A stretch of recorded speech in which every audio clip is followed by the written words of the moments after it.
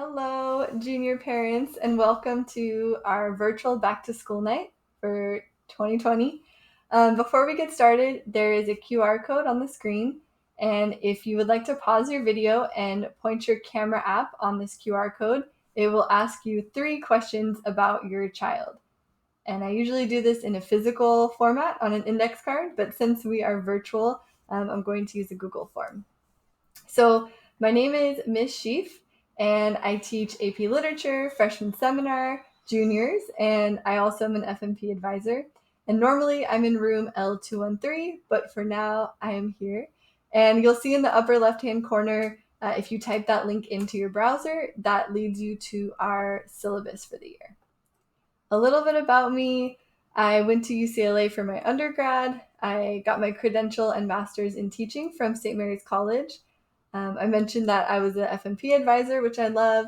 I advise a couple clubs on campus, and I used to coach volleyball here to the JV girls team.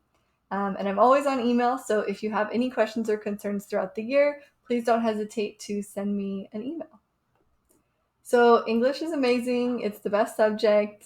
I'm biased, but it's what I believe. In English class junior year, we're doing all the classic favorites of English class, reading, writing, discussing, but we definitely try and level up because students are upperclassmen now and they're starting to think about what life will be like after high school. Some are starting to think about college. So we really try and refine some of the skills that they've been working on. We do some vocabulary, we work on grammar, we have timed writes, we have take home essays. Students will read novels, they'll also read short stories and articles and poems. We do seminars and small group discussions and some presentations. Usually, public speaking is something we work on.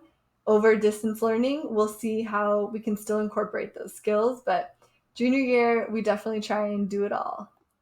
Our grade breakdown in junior English involves assignments, which are smaller tasks.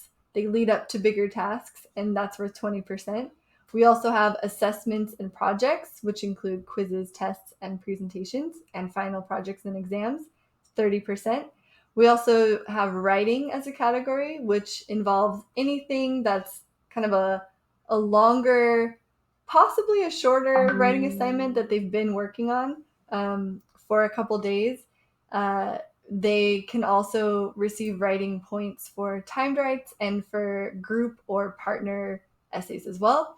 And we also have a listening and speaking category, which includes seminars, video responses, sometimes podcast responses, uh, and any sort of graded discussion.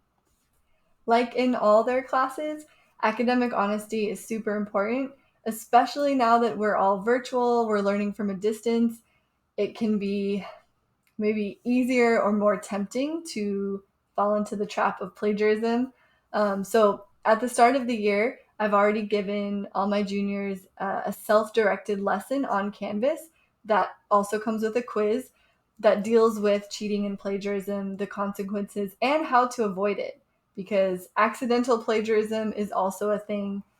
If they're going to be writing research papers in any other class, mine, others, after high school, it's super important to learn correct citation, how much you can take from a source versus how much is your own analysis and insight. So we've already talked about this. We'll be touching upon it all year. And then we'll use Turnitin.com. And the consequences for even plagiarizing or cheating the first time is a 0, a referral, parent contact, a note in Infinite Campus, and then possibly, if it's honors or AP, being dropped from the class. So it's very serious here at Dublin High, so I do like to go over it. All right, so homework in junior English, it could involve anything from reading and annotating a text, doing some writing. It could involve studying for a test or quiz. It could involve refining a certain skill that we learned in class. Students can find homework on Canvas. And in junior English, we'll have our synchronous work that we complete in Zoom. We do it live. This could involve collaborative work, listening to a lecture, doing some annotations, some Q&A, short activities. And then any work that's asynchronous is work that the students are doing beyond our Zoom class. They're doing it on their own, at home, on their computer, on their time. And this could be reading, writing, or finishing an assignment from class. And then in this class, late work, the policy is if they can turn the assignment in within the unit, they can earn up to 50%, which is better than 0%, and they should always turn in an assignment even if it's late and they miss the deadline. But I definitely encourage students to email me if there's going to be an issue or a problem. We can work together and find a solution. You'll be seeing this on almost all of your back to school night slides, but I just want to emphasize that I truly want every student to succeed in English. Every student can. If your child is expressing feelings like they're overwhelmed, they feel like they're falling behind, they can always come see me in office hours every day from 2:35 to 3:30. On Wednesdays, it's 10:45 to noon. Or I may reach out to a student who I feel is falling behind or needs extra help, and I'll schedule them during a directed intervention session. There's one session on Mondays, and there's 2 different sessions on Thursdays. And we also have English tutors in the hub who are awesome, and I work with them. They're amazing. I'm definitely here to help first and foremost, but the hub tutor can offer some evening hours that could be useful as well. So, junior English is one of my favorites to teach. I've been teaching this class for 6 years. This is my 7th year with junior English. And I love it because the focus is American literature, which is super broad, and we get to read all kinds of different voices and experiences. So, I love it. Our first semester, we do the literary movements. So, starting with Native American myths, going to Puritans, rationalists. We spend a lot of time in the Romantic era, some Thoreau. We do some realist texts, and then we do modernism, of course, and get the Great Gatsby in there.